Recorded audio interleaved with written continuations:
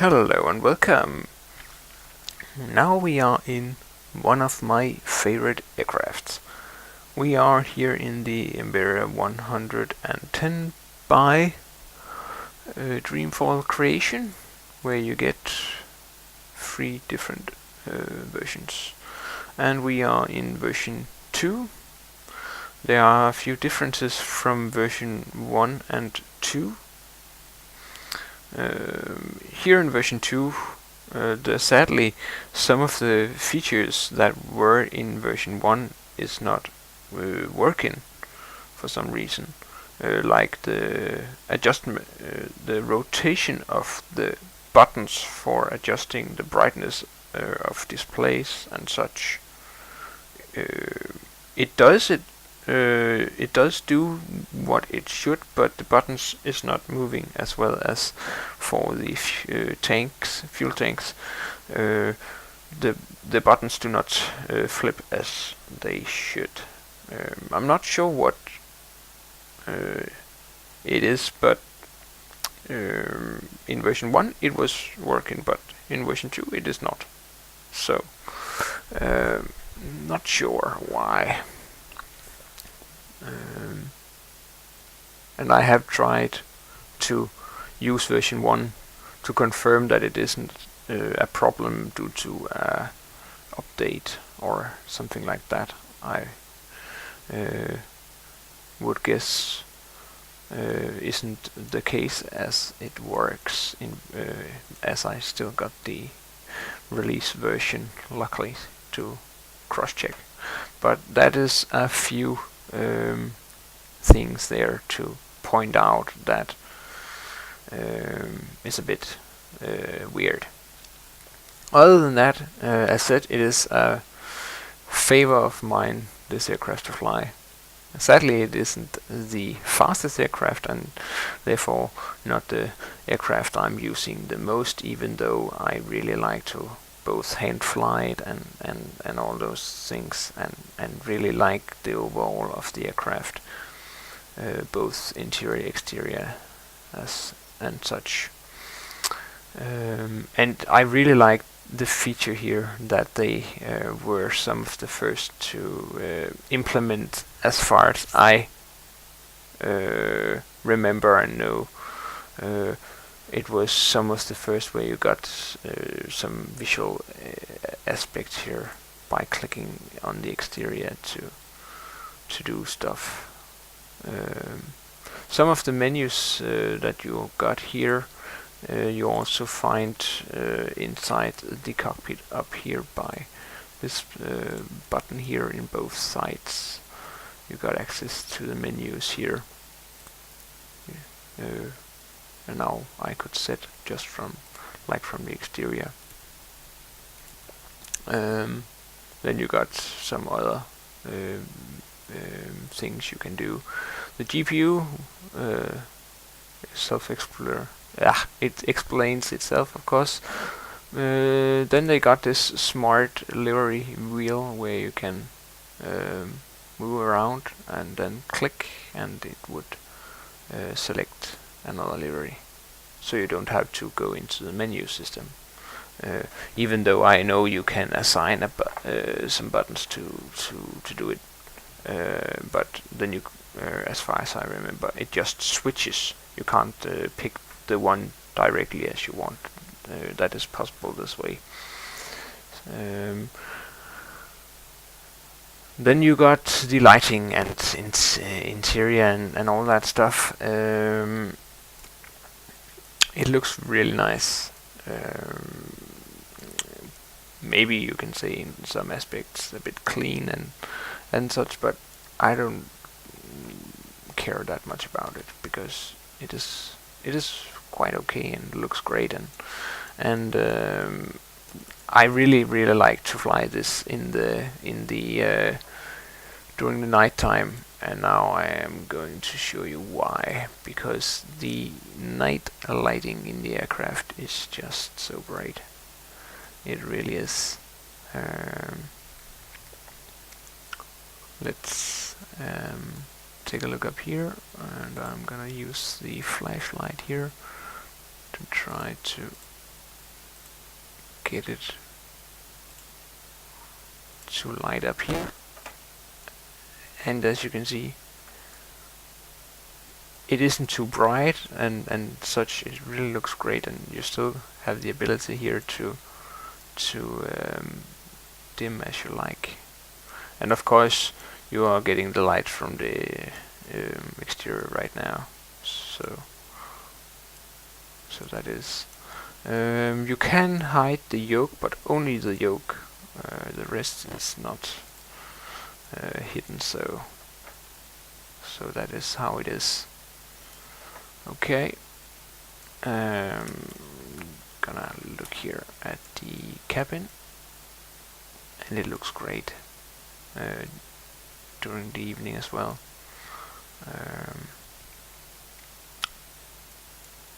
I really like it. And what I really like is they are using the click and drag for the adjustments of their things.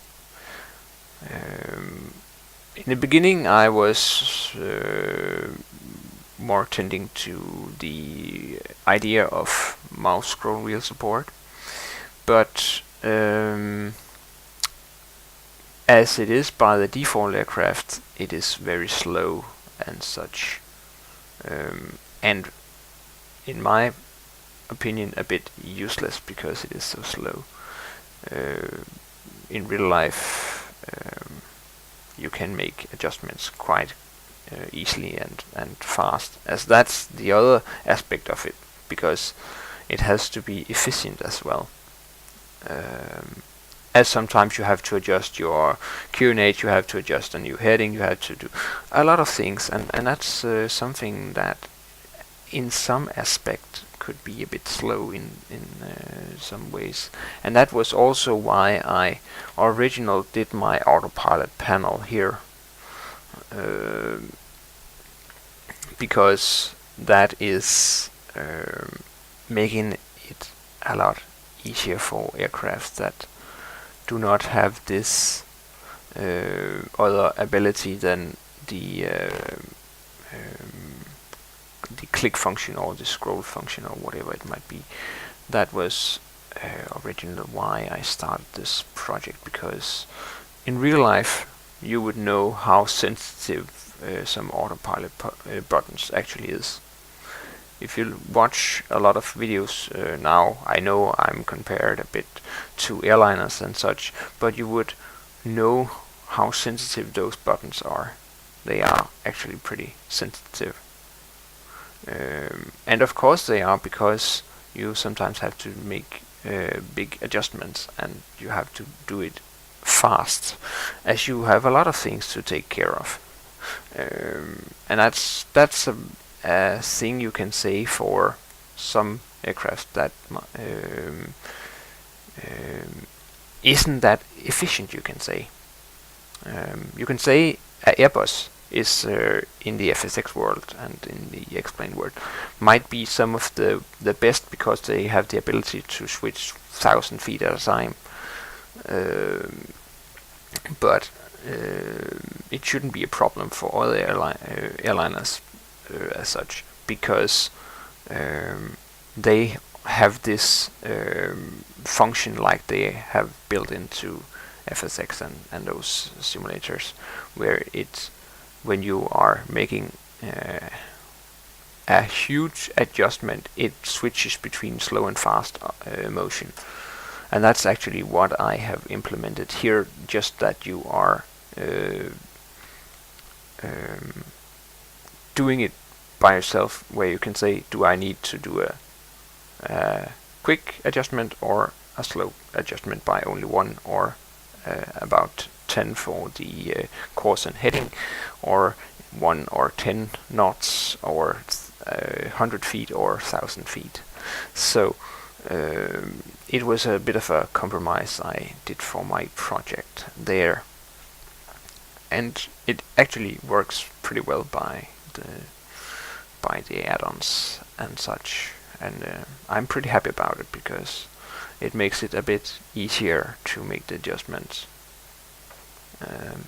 So that is another thing.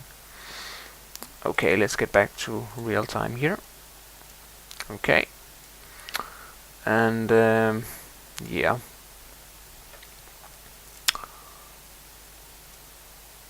this is by no means any instructional video about the aircraft at all. It is just to demonstrate it for you. And to finalize the exterior, to get some fuel on, you can do it here from the exterior by clicking the tanks, and you can adjust it for the individual tanks, and you would see in real time, sorry, that the wing would tip to either side if it isn't balanced. So that is how it is. I'm going to close the door here so we can start the aircraft up and get on our flight, as we are going to do a flight to round up the to give a complete impression. So we are going on a short flight here from El Hierro to La Gomera, and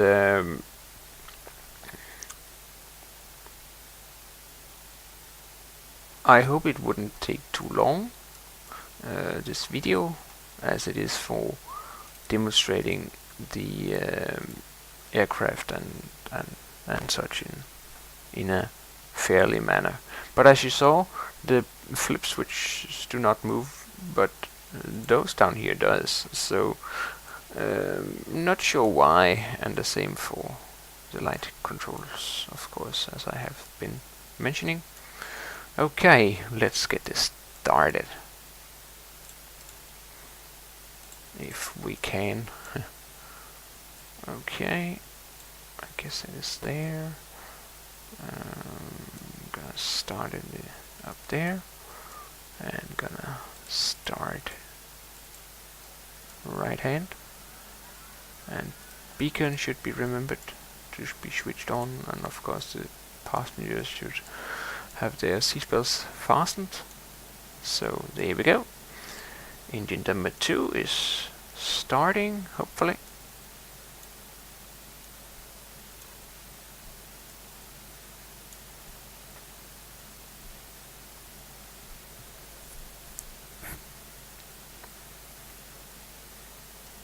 Or is it? It doesn't seem to be that willing to start, I have to say.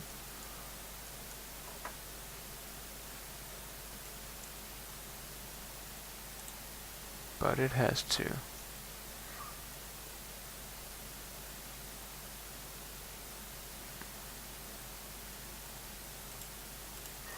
It has to start up here.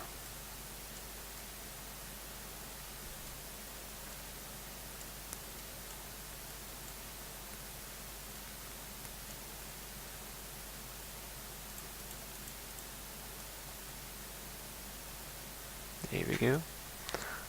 And going over, starting engine number 1.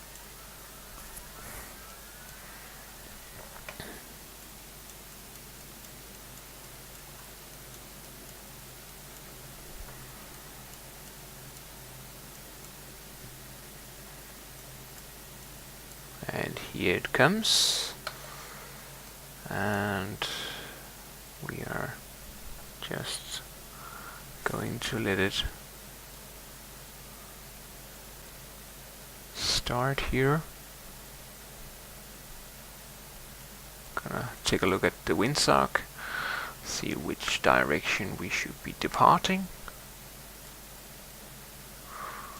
Okay, and then we would be switching over to battery, if we can get it to battery here. There we go. It is some kind of tight, as you can see, it's automatically switch over. So that is how that is. Okay.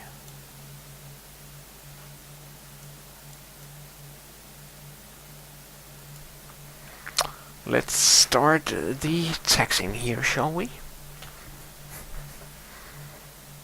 Okay. And do remember that I am using a joystick only here, so the taxiing can be a bit rough. and set a bit of flaps here to make us ready for our departure.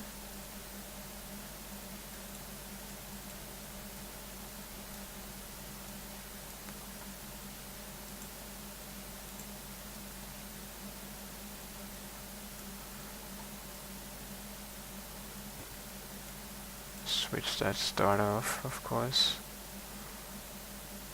There we go.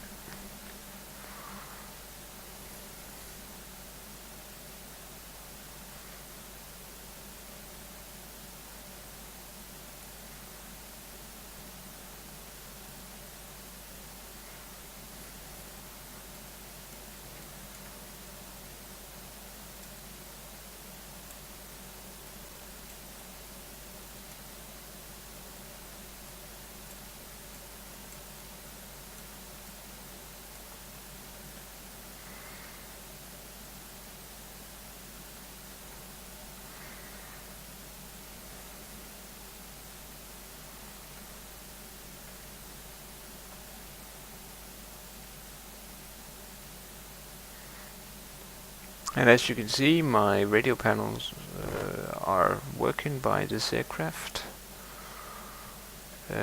Even though, and that's also a reason why I wanted to demonstrate this add-on by working by my Autopilot project, because it would show you when you reach a limitation of data references.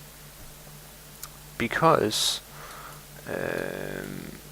you would have known that if I didn't switch on the radio, I couldn't adjust the transponder. Let me show you that.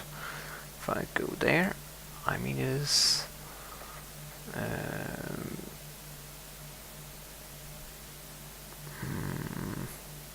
that was odd. I actually tried it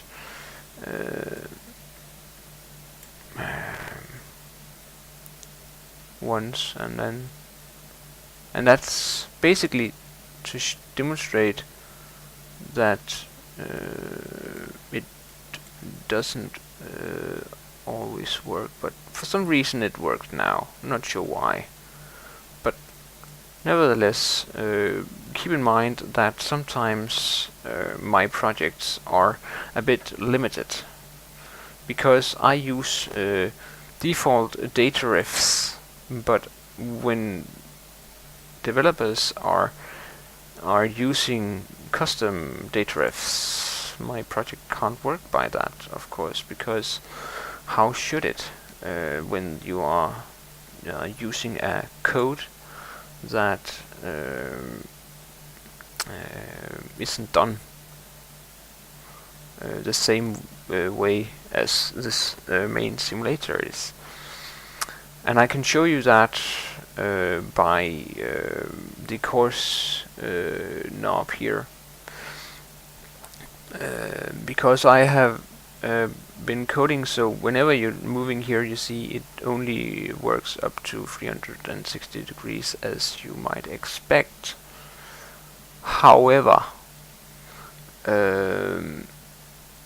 if you're taking the knob here, you can see a value of 500, 600, 720, and now I can't drag it anymore because now we are at the limit of the button.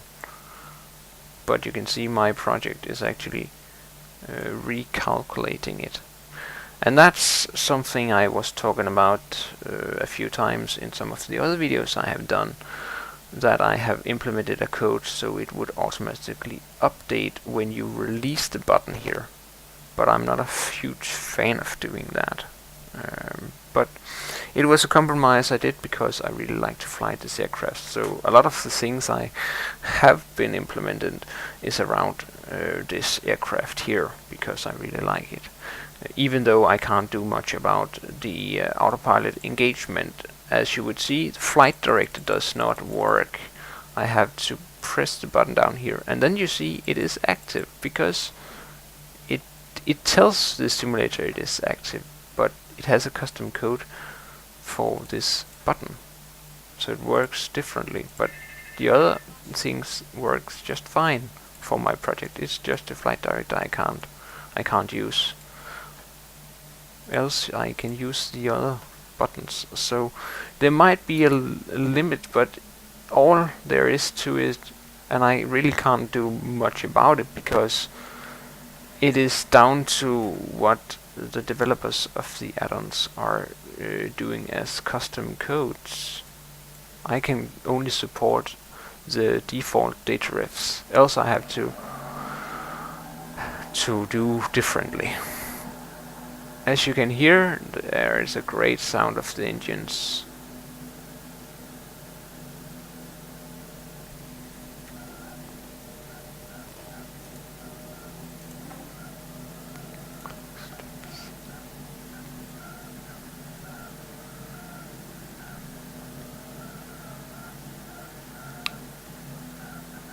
Okay, here we go. It was just in time of this runway. I didn't want to give full thrust because it all wears the engines, and that isn't great in the long term. We have to keep our engines for many years, so keep that in mind. Okay, gonna take a look here at the scenery as well. Looks very nice indeed. And then we are going over to La Gomera. That should be over here to the right of us. We can go there and you would see La Gomera there, and I can then say to my autopilot here that I want it to be engaged. Yaw damper, I want flight level change, and then I can say, you know what, I am going to fly this heading here, switch on the heading, and it would maintain that. It would give me a bit of time here, so I actually can set up the flight plan, because we didn't do that prior to takeoff. A bit lazy, but I want to make this video as short as possible. I know I say it a lot of times, but it is important for me to make this short as possible.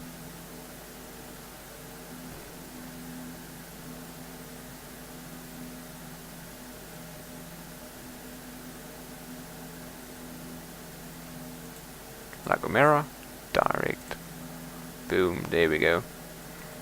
Then we can say direct activate flight plan, and then we can switch the source to GPS and turn on the GPS. So now it should be flying towards our target destination, La Gomera. Only gonna use one, and we don't really need this one as well.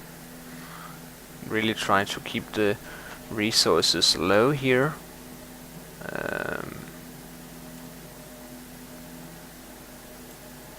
Okay, so now we are on our way towards La Gomera, and it seems pretty okay.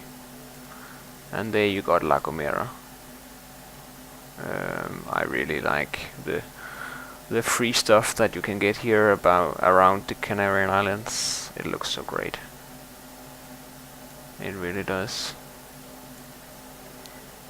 I wish there was some of the stuff here for where I live, that they would do some free stuff as well, like those projects here, because it could be great. But that is it. I know there are some photo stuff, I guess, but it is a compromise, because it has to be at a given level, zoom level, because if it gets too high, it is going to slow your system too much, and if it's too low, it's not going to look great. So it is really to find that nice spot. And original, it was zoom level 17. I mean it was, and now they have gone to zoom level 19. But in fact, I actually like the 17 more than the 19. But that is another thing. But now we are here on our way. Not sure why it didn't retract the flaps. I actually have pressed the button a few times, but no excuse there. It is my fault. I am the pilot flying.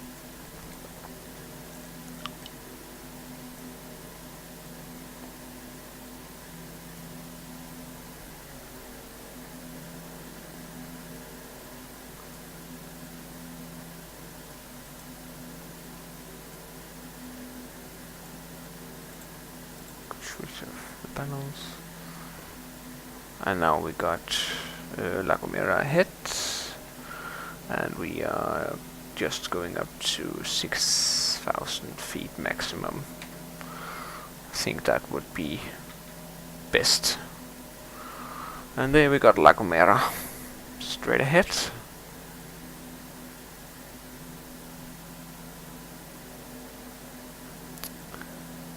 A nice view from a nice cockpit.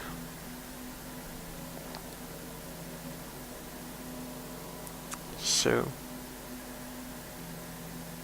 that is how it is.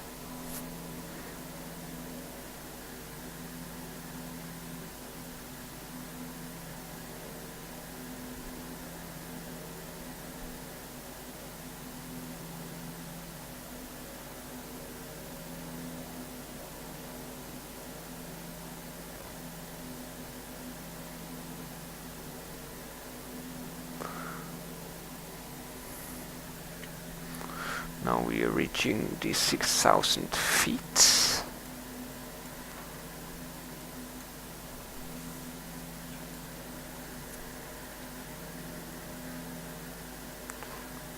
But we don't really need this one today, so I'm just gonna switch it off. There's no reason to use powers for anything that we are not needing. Okay, and I think I would do an approach from the right hand seat today, just to make it a bit more fun.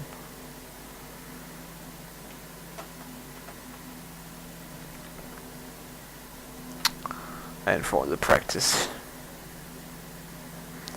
But then you also get a demonstration of the instrument layout, because you see it is a bit different. Some of the instruments are basically the same, but again, you still got the altimeter seems a bit different.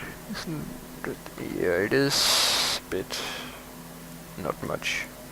Basically, it does the same, of course, but that is it.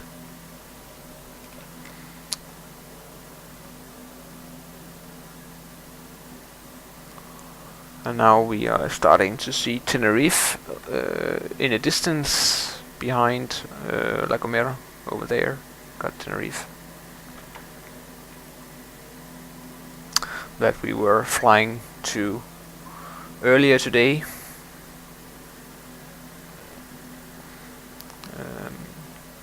So that is it.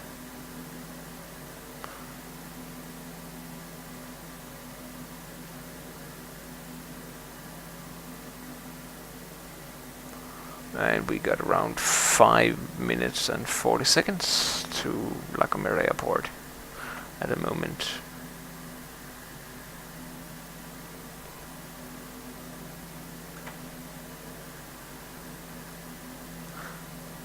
And as I was saying earlier today, here you got a bit of the problem by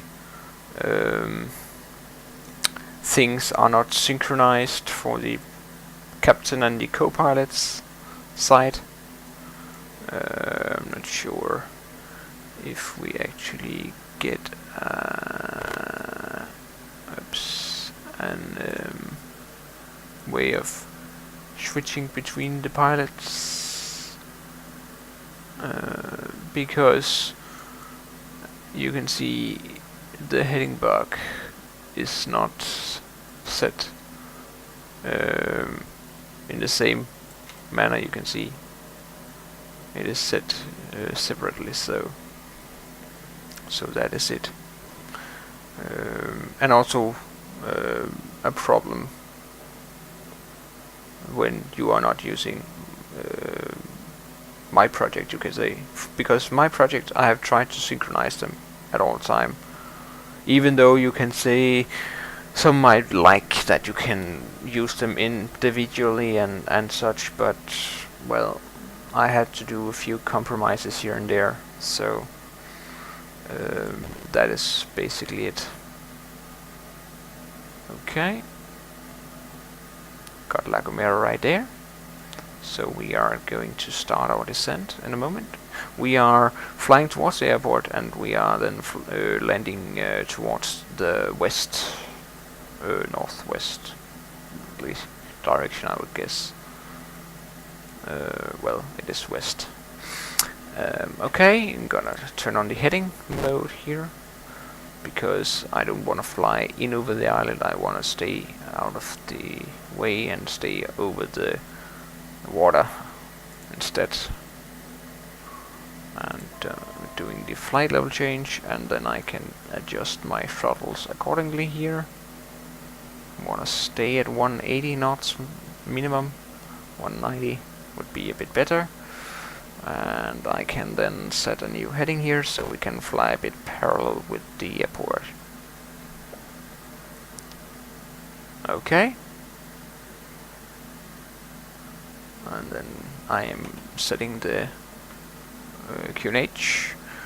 And you might be wondering about QNH. It is my other project where I just press a button and it would take the QNH that the simulator is reading at the moment.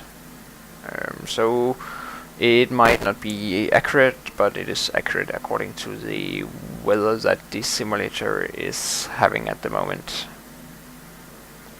So as you get closer to the airport, it might be a good thing to press the button a few times to make sure you are up to date by the local weather. Because one thing is what the simulator is reading according to real world, but if you are reading the weather from the internet and such, it might not be that great, because it might not be accurate or things like that. So to stay clear of that, it is a good thing to do stuff like this.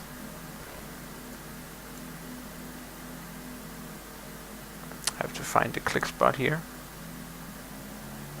There we go. Gonna help us slow down. Just have to make sure that the engines isn't. There you go.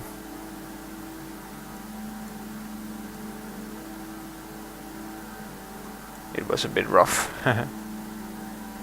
Whoops. And I'm going to switch off the autopilot here.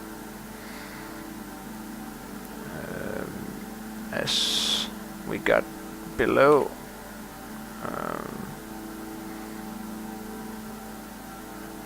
And that's basically because I did some too quick maneuver there, you can say.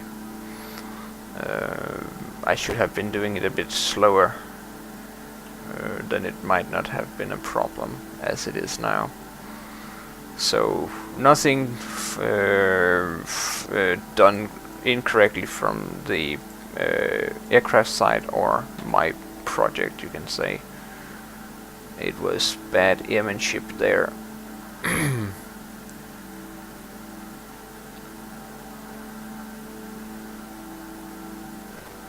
Now we are having the runway over there, and soon we would start the approach here to the airport.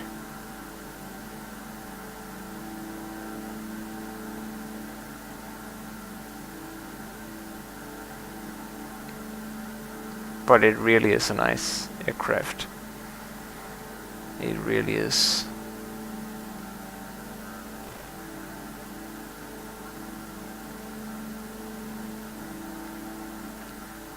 And it is a bit funny because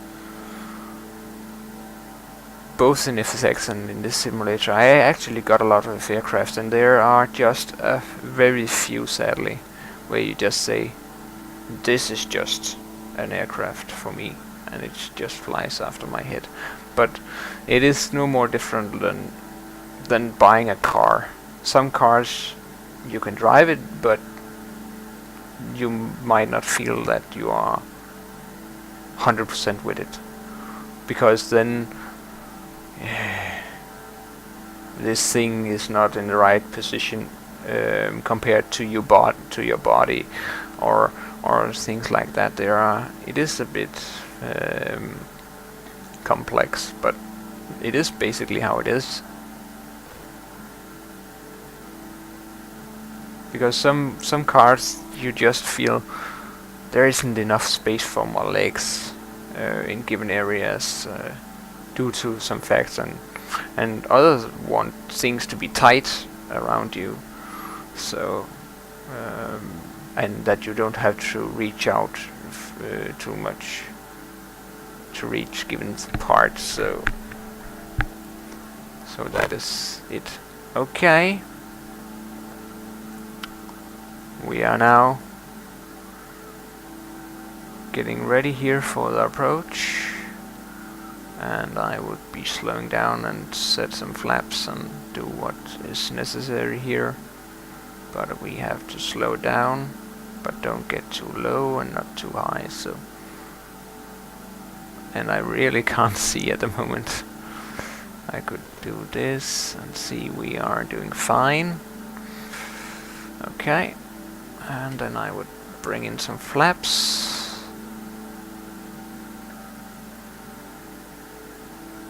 But also make sure that we don't get too low here. That's very important. So we don't have to fight our way up again. Because the aircraft isn't that great of a climber, you can say. Oops, give a horn there. As the RPM drops too much. Okay, gonna get a bit more flaps in there and start trimming the aircraft and adjust our RPM here.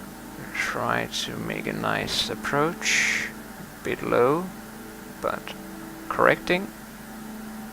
There we go, just as we should be. There we go. And trying to make a nice touchdown here. Oops. It was a bit rough. It wasn't a pretty landing, I have to admit. It wasn't a pretty landing, but anyway.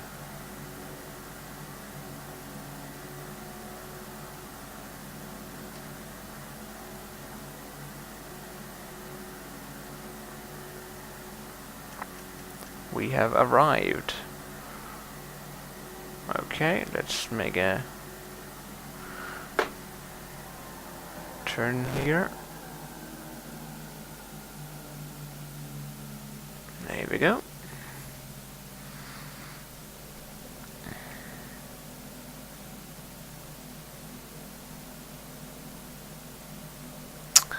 So now we can welcome our passengers to La Gomera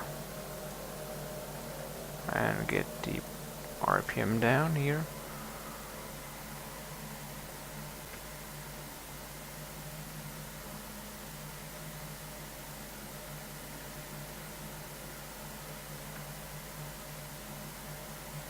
So Sadly, I didn't demonstrate a good landing here. I apologize for it. But it is a bit of a challenge sometimes, and basically it is because of the elevated terrain around. It is sometimes easier.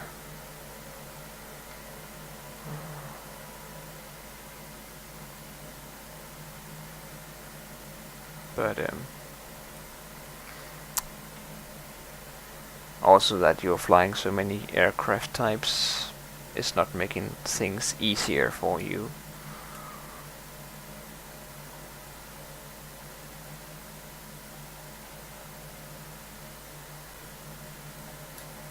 Okay.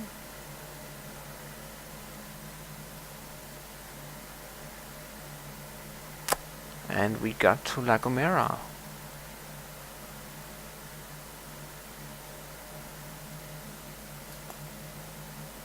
Let's park here, just right in front of the terminal here,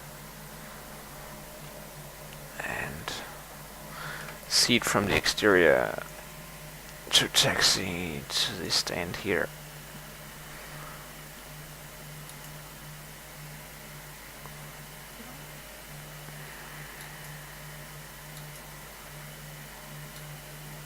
Here we go.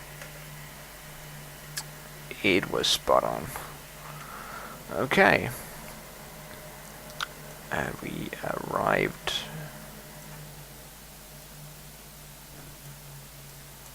Oops. And we are done with the flight. Okay, let's get all this switched off. Beacon off. Yeah, we forgot the lighting there. Huh.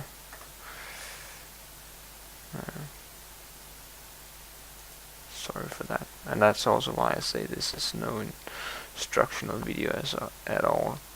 It is pure demonstration of the add-on. It really is.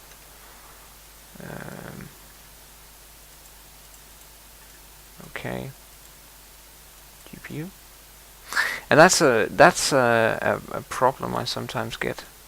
That for some reason I can't get the GPU back. As you can see, I could try see if it was because we didn't raise the flaps, as I forgot that, as we had a lot of things doing here during the taxing.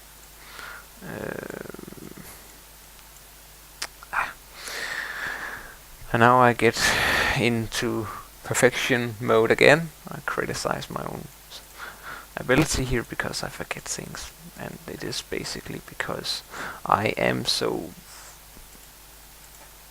bad at this multitasking stuff here. And there we go. Now it is there. I really try to get better at it, the multitasking, but I also believe it is because I think too much about what I'm doing, especially when I'm doing those videos here, because I feel one thing is flying your own world, another is to have all eyes watching at you, and then it is easy for the public to say, you forgot that, you forgot that, you forgot that, and I can sit and say, well, I know, I forgot it, I know, and that's why we got the checklist and all that stuff. But I am not testing, and I have to make that very, very clear that this by no means the videos does not represent any of my testings. It is more of a relaxation, you can say, and then taking you along the flight here and show you something. Then it is because else we should be doing another stream where we got into complete mode, where we do flight from A to B, and it would be some hours long, and you just do all the necessary steps accordingly to the manual and all that stuff and checklists and whatever it might be, and um, that would be very time consuming if I should be doing that for every single aircraft that I'm doing outside of testing. But also, as I was saying, this is more of a relaxed environment where I don't have all the pressure from the testing.